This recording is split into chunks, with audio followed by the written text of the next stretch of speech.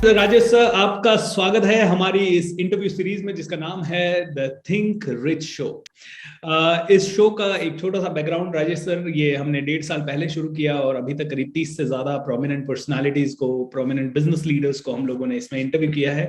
और इसका एक ही उद्देश्य है सर, जैसे छोटे बिजनेसमैन, छोटे व्यापारी जो जस्ट ग्रो कर रहे हैं अपनी जिंदगी में, उन सभी को आपके जीवन से कुछ प्रेरणा मिल सके। क्योंकि मैं देख रहा था इंसेक्टिसाइड इंडिया लिमिटेड कंपनी का आपके लीडरशिप में जो ग्रोथ हुआ है, दैट इज इनक्रेडिबल। आपके फादर साहब ने और आपने मिलकर ये कंपनी स्टार्ट की 2001 में, और 2006 से आपने पूरी इसकी लीडरशिप ली। आज कंपनी का टर्नओवर करीब 1456 करोड़ के आसपास है, जो कि इंटरनेट पे इसकी टर्नओवर ग्रोथ 2021 की अवेलेबल है। So happy to have you in this conversation sir. Welcome, आपका स्वागत है एक बार फिर से सर। कैसे हैं आप? बहुत बहुत धन्यवाद, बहुत खुशी है आपसे बात करके। मैंने इंसिडेंटली आपके प्रोग्राम्स तो नहीं देखे, बट इंटरेक्शन जितना भी अभी हुआ है तो बहुत अच्छा लग रहा है। Thank you very much. Thank you so much Rajesh sir. So Rajesh sir, सबसे पहले तो आपसे जानना चाहेंगे what has been your journey. क्योंकि कई बार क्या होता है, सक्सेस तो सभी को दिखती है, बट उस जर्नी में जो हार्डशिप होता है वो किसी को नहीं दिखता। कितनी स्लीपलेस नाइट्स होती है, कितना पसीना उसमें बहा होता है, कितने टेंशंस, प्रॉब्लम्स, चैलेंजेस उसमें आए होते हैं, वो किसी को नहीं पता है। तो आप ही के मुंह से सुनना चाहेंगे what has been your journey sir. देखिए, कुछ भी अचीव करने के लिए तो आप जानते ही हैं कि सक्सेस ऐसे अचीव नहीं होता। आपको प्लान करना पड़ता है और उस रास्ते पर चलना पड़ता है। क्योंकि मैं अक्सर बोलता हूँ कि सक्सेस का रास्ता आसान है, सब जानते हैं, लेकिन उसको अवॉइड कर देते हैं। हम शॉर्टकट लेने की कोशिश करते हैं और उसके अंदर जिंदगी को मुश्किल बना लेते हैं। तो मुश्किल रास्ते पर चलते हैं तो तभी कामयाबी आती है, जो हमें प्लान करना होता है। तो मैंने बिजनेस, मेरा बचपन जो गुजरा, तो बचपन से ही मैं देखता था अपने ग्रैंडफादर को और अपने फादर, उनके ब्रदर्स, मतलब अंकल्स को, सबको काम करते हुए। एग्रोकेमिकल बिजनेस हमारी फैमिली में एस्टेब्लिश हो चुका था, सब कुछ अच्छा था। और उसके बाद जब मैंने ग्रेजुएशन करके फैमिली बिजनेस ज्वाइन किया तो मुझे भी अपॉर्चुनिटी मिली देश भर घूमने की। बिकॉज पहले मैंने सब डिपार्टमेंट्स में काम किया थोड़े थोड़े महीने, और उसके बाद में मैंने सेल्स को चुना और इंडिया में भ्रमण करना शुरू किया। तो जब ऑल इंडिया में पर्सनली घूमा तो मुझे जो लोगों की फील थी, जो चीज थी, जो रिक्वायरमेंट थी मार्केट की, वो मालूम पड़ी। मैं अपने कस्टमर से मिला, यानी फार्मर से मिला, डीलर से, डिस्ट्रीब्यूटर से, हर जगह टीम मेंबर से। तो उनको ऐसा लग रहा था कि थोड़ा गैप आ गया था कंपनी में, क्योंकि इंटरेक्शन जितना ज्यादा होना चाहिए था ग्राउंड लेवल पे, उतना ज्यादा शायद नहीं हो रहा था। तो फिर उसको संभाला और अपनी कंपनी, जो फैमिली कंपनी थी, उसकी बैकडोर को एस्टेब्लिश किया। और 2001 तक, मतलब लगभग 93 से 2001 तक मैंने उसको as a sales head lead किया। 2001 में हमने अपनी फैमिली कंपनी को एग्जिट किया, अपनी कंपनी को चाचा जी को दे दिया, और फादर और हमने प्लान किया कि हम कुछ अलग से करेंगे। क्योंकि बड़ा अचानक से डिसीजन हुआ था, तो अपने घर के ड्राइंग रूम से ही हमें स्टार्ट करना पड़ा। बिकॉज सारा बिजनेस तो हमने चाचा जी को दे दिया था, तो ultimately we had to begin all fresh basically. तो थोड़ा ड्रामेटिक, क्योंकि 2001 में आया ये 2001 अक्टूबर में हुआ। मेरे बेटे का फर्स्ट बर्थडे था एक्चुअली, तो 2-3 दिन की ऑफ थी। 2-3 दिन के बाद जब हम लोग गए तो तब ऐसी फीलिंग जाहिर की चाचा जी ने कि शायद हमें पार्टीशन कर लेना चाहिए। तो हमने उसको एग्री किया और एक ही दिन में फैसला हो गया कि ठीक है, हम लोग यानी पिताजी अपना बिजनेस चाचा जी को दे देंगे, and we will plan all fresh actually. But sir, ये इतना स्मूथ था जितना आप अभी बता रहे हैं, या इसमें काफी कॉम्प्लिकेशंस थे? देखिए, इसमें कॉम्प्लिकेशंस नहीं थे, क्योंकि इससे पहले मैं बहुत सारे पार्टीशंस देख चुका था। तो बिकॉज पापा और 5 ब्रदर्स, तो लोग अलग हुए थे तो बड़े मुश्किलों में हुए थे। तो इसको हमने कॉम्प्लिकेट नहीं किया, हमने बिल्कुल स्मूथ रखा। ठीक है, डिसाइड कर लेंगे कैसे जी करेक्ट सर, एक्सीलेंट। तो पापा ने, बिकॉज आपको सोशल प्रेशर आप बर्दाश्त नहीं कर पाओगे बिजनेस रखने के। तो अल्टीमेटली हमने बिजनेस पूरा का पूरा उनको दे डाला, और इंसेक्टिसाइड इंडिया की एक नई कल्पना हमने शुरू की, किस तरीके से हमें क्या बिजनेस करना और कैसे एक नई कंपनी को एस्टेब्लिश करना है। उस समय सर इमोशंस क्या थे? क्योंकि पूरा का पूरा एक रनिंग बिजनेस आपने दे दिया और फिर जीरो से फिर से शुरुआत करने का आपने निर्णय लिया। किस तरह के इमोशंस उस समय होंगे? देखिए, इमोशंस ये थे कि कुछ ना कुछ अच्छा करना है, डेवलप करना है। कॉन्फिडेंस था अपने ऊपर कि yes we can do it, मैं कर सकता हूँ। मुझे पूरा विश्वास था, पापा का पूरा सपोर्ट था। उन्होंने कहा जो करना है अच्छे से अच्छा करो, कोई तकलीफ नहीं है, मैं आपको ऑब्जेक्ट नहीं करूंगा, बट दिल से करो जो भी करना है। यू कैन चूज क्या बिजनेस करना है, किस स्केल का करना है, कैसा करना है। तो फिर मैंने देखा कि टीम जो मेरे साथ जुड़ रही थी धीरे धीरे, अगर मेरे एंथुजियाज्म में कमी तो उनका एंथुजियाज्म भी थोड़ा कमजोर हो रहा था। तो उनको देखते हुए अपना एक बड़ा टारगेट एस्टेब्लिश करना पड़ा, चीजों को एस्टेब्लिश करना पड़ा, और बिल्कुल हमने इसको शुरुआत से प्लान किया कि किस तरीके से करें। कुछ दिन लगे डिसाइड करने में कि यहाँ 3-4 दिन में हमने फैसला किया कि एग्रोकेमिकल में ही जाना है। फिर एग्रोकेमिकल में अपने तरीके से जाने का हमने फैसला किया, बिल्कुल नए तरीके से नई शुरुआत की, नया सेटअप बनाया और एक एक चीज एस्टेब्लिश की। एक एक चीज से मतलब है ऑफिस, फैक्ट्रीज, सारा सेटअप, नेटवर्क, टीम, हर चीज को स्क्रैच से एस्टेब्लिश किया। तो राजेश सर, इस पूरी प्रक्रिया में आपने कहा कि जब फैमिली बिजनेस एक साथ चल रहा था तो आपने सेल्स और मार्केटिंग को सबसे पहले चुना। तो सेल्स की सबसे इंपॉर्टेंट लर्निंग्स आपके लिए क्या रही, जो कि हर एक छोटे व्यापारी को अपनानी चाहिए? एंड क्योंकि 90% लोग तो सेल्स से हेट करते हैं, वो कहते हैं कि मैं एक जगह बैठ जाऊं, सेल्स कोई और ही करे। बट आपने कहा मैं गाँव घूमा, गली गली घूमा, लोगों से मिला। So what was that experience? देखिए, मुझे लगता है किसी भी बिजनेस के लिए सेल्स एक बैकबोन है जी। और आपको माल बेचना आना चाहिए, लोगों से बात करना आना चाहिए। होता क्या है कि जब सामने वाला क्वेश्चंस करता है या आपको कुछ भी मैं इसको दूसरे तरीके से बोलता हूँ, थप्पड़ मारता है।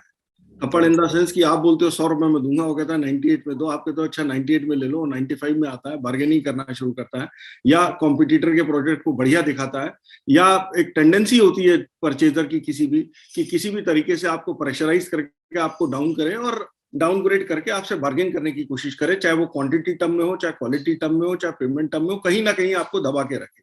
जी।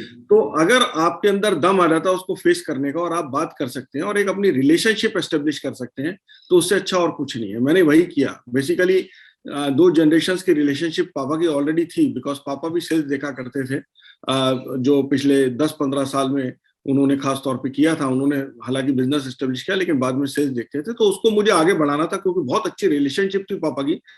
हर आदमी यही बात करता था कि हरी जी का इतना अच्छा रिलेशनशिप है, तो उसको मेरे लिए एक चैलेंज था बेसिकली उस रिक्वायरमेंट को बीट आउट करना।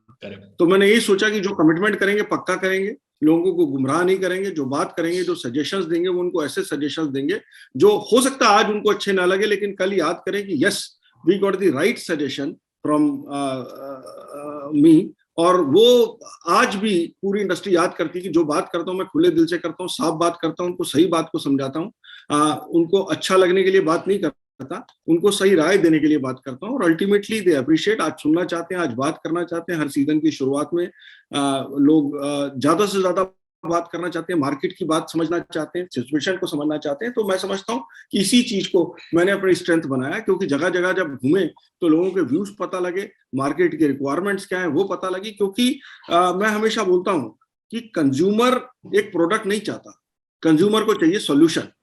तो अगर आप सॉल्यूशन प्रदान कर सकते हैं, और वो सॉल्यूशन तभी प्रदान कर सकते हैं जब आपको मार्केट की समझ हो, मार्केट की परख हो, आपको पता हो कि मार्केट को क्या चाहिए। क्योंकि कई बार कंज्यूमर ये समझ ही नहीं पाता मुझे किस चीज की जरूरत है या मुझे ऐसा सॉल्यूशन मिल सकता है, लेकिन अगर आप उसको दे देते हैं तो डेफिनेटली ही बिकम्स हैप्पी। तो मैंने देखा मार्केट में बहुत सारी कमियां थी, जैसे ट्रांसपेरेंसी, प्राइस ट्रांसपेरेंसी, या लोग इस बात से भी दुखी थे कि कंपनी से अकाउंट्स नहीं सही से होता, अकाउंट कमिटमेंट टीम कर जाती है सेल्स टीम्स, वो कमिटमेंट ऑनर नहीं होता, हमें मालूम नहीं पड़ता कि हमने क्या कमाया है। कई बार मटेरियल्स डंप हो जाते हैं किसी कंपनी से, उससे हम सफर करते हैं, हम उसको डाइल्यूट नहीं कर पाते, लेकिन क्योंकि डिस्ट्रीब्यूशन हमारे पास है हमें लेना पड़ता। तो बहुत सारी परेशानियां थी जो मार्केट की पता लगी, और उन बात को ध्यान में रखते हुए हमने अपनी स्ट्रेटेजी को फॉर्म किया और बड़ी अच्छी कामयाबी। एक व्यापारी को समझ में तो आता है कि मुझे टीम चाहिए, लोग चाहिए, लेकिन जैसे ही वो लोग लेता है और मान लीजिए 1 महीने, 2 महीने, 3 महीने भी उसकी परफॉर्मेंस अच्छी नहीं है किसी इंसान की, और होता है कि बहुत कुछ सिखाना पड़ता है। जैसे मैं भी अपने बिजनेस में हूं, तो जितनी भी टीम लेते हैं तो उनको कम से कम 6 महीने, 7 महीने, 8 महीने, किसी किसी को 1-1 साल सिखाना पड़ता है। और उसके बाद कई बार कई लोग निकल जाते हैं टीम से बाहर, कई क्या 50% लोग निकल जाते हैं, कोई 1 साल में, कोई 3 साल में, कोई 5 साल में। तो ये पेन बहुत बड़ा रहता है क्योंकि पूंजी लिमिटेड रहती है। तो इस पेन से ओवरकम करने के लिए आपकी तरफ से क्या टिप्स लोगों के लिए रहेंगे सर? एंड ये हर एंटरप्रेन्योर का दर्द है जी, और इससे आप बाहर निकल नहीं सकते। मतलब इसको अगर मैं दूसरे के तरीके से कहूँ कि भगवान कृष्ण कहते हैं गीता में, कर्म करोगे तो फल मिलेगा। लेकिन अगर कर्म करोगे नहीं करोगे तो क्या मिलेगा? तो ये एज ए एंटरप्रेन्योर हमारा काम है कि we need to train the people, and वो ट्रेनिंग कंटिन्यूअसली चलते जाना है। बिकॉज अब तक मैं अपने लिए ट्रेन कर रहा था, अब मुझे अपनी आने वाली जनरेशन के लिए टीम को ट्रेन करना है। जी सर। तो ट्रेनिंग तो इट्स अ कंटिन्यूअस प्रोसेस, मैं करता रहूंगा।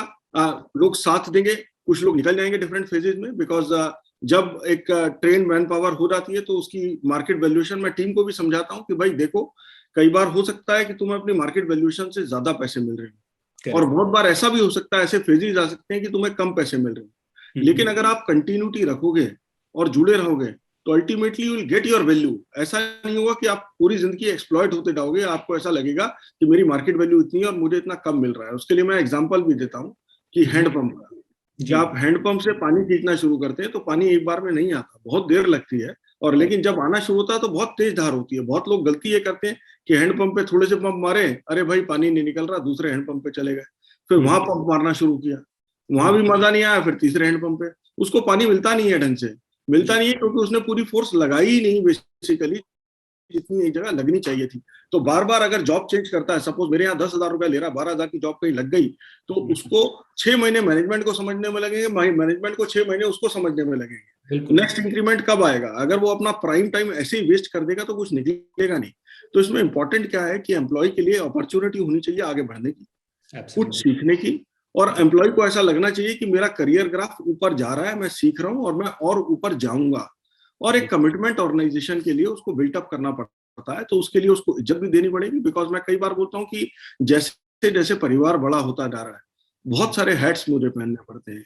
एक टेलीफोन आ गया, कहीं पे कोई इंसिडेंट हो गया तो वहां अफसोस जताना है, और तभी पता लगा केबिन में कोई आ गया, उसके यहाँ बड़ी खुशखबरी खबर है, और मैं अगर उसको उसी टेम्पो में अगर मैं उससे बात करूंगा तो उसको लगेगा देखो बॉस तो बदल गए, ये तो पहले मुझसे कंधे पे हाथ रख के बात करते थे, मैंने इतनी बड़ी खुशखबरी सुनाई, मुझे तो खुशी की बात, तो I have to change and change in seconds. मतलब वो मेरे पास 1 मिनट अवेलेबल नहीं है। आप बोलेंगे आप मैं बॉस हूं, मैं बॉस नहीं हूं। मैं बॉस, अगर मैं उसको उस वक्त जो उसको सेंटिमेंट चाहिए अगर वो मैं नहीं दिखाऊंगा तो वो जो उसका प्यार है, जो उसका कमिटमेंट है, जो एक रिलेशनशिप एस्टेब्लिश की है, वो कहीं ना कहीं उसको ब्रेक लगने लगे। करेक्ट। तो मतलब ये वाला कंटिन्यूटी कैसे रखें? क्योंकि कभी ऐसा होता है कि जब टीम को तो एक आदत है, मान लीजिए एक तरह से प्यार से हम डील कर रहे हैं, सब समझा के डील कर रहे हैं, लेकिन कभी कभी चारों तरफ से फाइनेंशियल प्रेशर आ गया है। आपको तो क्योंकि बैंक अकाउंट तो आपको दिख रहा है, फाइनेंशियल प्रेशर भी दिख रहा है, कितने कमिटमेंट्स है आपके फाइनेंशियली, लोगों को कितना देना है, एंड मान लीजिए टीम ने 3 महीने परफॉर्म नहीं किया, एंड वो टीम तो एक्सपेक्टेशन सेम लेके चल रही है कि बॉस तो हमारे ऐसे हैं और ऐसे ही हमसे बात करते हैं, लेकिन किसी किसी दिन ऐसा होता है कि आपका लिड ऑफ हो जाता है। So how do you really suggest, like, क्योंकि एक बिजनेसमैन ऐसी स्थिति से गुजरता है जिसका इमोशन शायद हर रोज बैंक अकाउंट को देख के चेंज होता होगा sir. So how do we control these kind of emotions? या what do you do in these situations? कि how do you manage? मैं बोलूंगा कि बैंक अकाउंट एक छोटी समस्या है, बड़ी है, बिकॉज अल्टीमेटली आप बिजनेस करते हैं तो फाइनेंस के लिए करते हैं, और पैसा नहीं तो कैसे चलेंगे। लेकिन इस टाइप की समस्याओं से आप 24 घंटे घिरे रहते हैं। करेक्ट। आपको सोशल प्रेशर्स भी हो सकते हैं। सोशल प्रेशर नहीं तो बिजनेस में भी कई प्रकार के प्रेशर्स हो सकते हैं। इन्वेंट्री हो सकता है, स्टॉक्स हो सकते हैं, माल नहीं बिक रहा है, माल नहीं मिल रहा है, माल महंगा मिल रहा है, माल सस्ता बिक रहा है, आज को पैसा नहीं है, बहुत सारी समस्याएं होती हैं। लेकिन मुझे ऐसा लगता है कि जब मैं अपनी सीट पर जाके बैठता हूँ और जब काम करना शुरू करता हूँ, बिकॉज मैं हमेशा अपने बच्चों को भी समझाता हूँ, बात करता हूँ कि जब भी प्रेशर है तो तलवार लेके कूद पड़ो, means you have to act. आप उससे पीछे भागोगे तो सॉल्यूशन मिलेगा नहीं। सॉल्यूशन तभी मिलेगा जब आप फोर फ्रंट से उस बात से लड़ोगे। तो जो भी चीज है सच्चाई से आप अपनी टीम से बात करिए, टीम को बताइए कि ये प्रेशर्स हैं और इस प्रेशर से हम गुजर रहे हैं, डू योर बेस्ट, जो करके ला सकते हो। पैसा चाहिए तो जहां से पैसा मांग सकते हो पैसा मांगो भाई, because you are the people who are dealing from front. तो आज कंपनी को पैसे की जरूरत है, तो जो तुम्हारे सोर्सेज हैं जिनकी, मैं तो बोलता हूँ जो लाला लोगों की तिजोरी में रखे, भैया तिजोरियां खुलवाओ उनकी, बोलो पैसे की जरूरत है, पैसा निकाल के लाओ। तो उसके लिए स्कीम्स देना है, कुछ देना है, कहीं पे कुछ सस्ता बेचना है, महंगा बेचना है, तो they are part and parcel. But I can not afford कि फाइनेंशियल टाइटनेस में मैं अपनी जिंदगी को निकाल दूंगा, तो नहीं कर सकता हूँ। और जो पैसा हमें देना है लोगों का वो भी देना है, सर्कुलेशन अपना चलाना ही है। तो वो फेजेस आते हैं कई बार, और खासतौर पे ग्रोथ फेज में ज्यादा आते हैं, जब आप एक्सपेंशंस कर रहे होते हो और पैसा एक तरफ एक्सपेंशन में जा रहा होता है या कहीं पर इन्वेंट्री में ज्यादा पैसा इन्वेस्ट हो जाता है, तो उस वक्त में वाले ज्यादा प्रेशर ज्यादा आते हैं। तो मैं समझता हूं कि मैंने जो किया उस टाइम पे, चाहे लुक्रेटिव स्कीम्स देके या कुछ मटेरियल को थोड़ा सस्ता बेच के कोशिश की कि हम उससे बाहर निकले।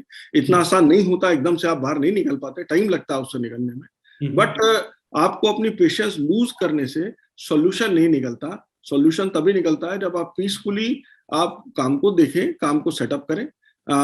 मैं जनरली आजकल तो मॉर्निंग वॉक नहीं जा रहा हूँ, मौसम थोड़ा सा ऐसा हो गया, लेकिन कोशिश कर रहा हूँ कि सुबह जब घूमने गए तो सारी फ्रस्ट्रेशन घूमने घूमने में ही निकल जाए 1 घंटे में। उसमें भाग लो, उसमें जो करना है आपको, आप थोड़े अलूफ जंगल में चले जाओ, जो जंगल टेरेन्स होती है वहां पर जो कहना है, जो चिल्लाना है आप चिल्ला लो, बट फ्रस्ट्रेशन को निकाल लो, जिससे कि जब आप ऑफिस जाओ तो फ्रेश जाओ और जाकर आप उसको जो काम करने है उसको कर सको। बिकॉज आपकी फ्रस्ट्रेशन अगर हो जाएगी तो अल्टीमेटली वही फ्रस्ट्रेशन को एम्प्लॉय और नीचे निकालेंगे और जो अचीवमेंट करना है उनका टारगेट का जो परफॉर्मेंस का जो परसेंटेज है वो गिर जाएगा। आपका भी गिरेगा, उनका भी गिरेगा, और ओवरऑल ऑर्गेनाइजेशन का परफॉर्मेंस का परसेंटेज गिर गया तो अचीवमेंट कभी नहीं होगा। Thank you so much sir, Rajesh sir.